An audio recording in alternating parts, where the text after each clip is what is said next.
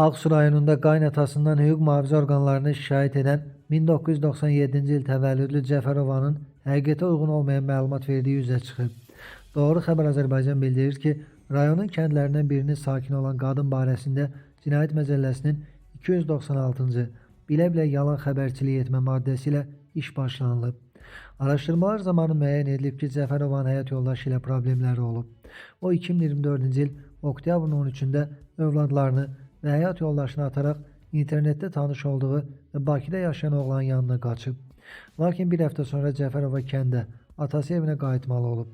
Yaşadığı kənddə barəsində xoşagəlməz söz-söhbətlərin yayılacağını, rüsvay olacağını düşünən 28 yaşlı qadın vəziyyətdən çıxmaq üçün prokurorluğa yalan məzmunlu şikayət ünvanlayıb.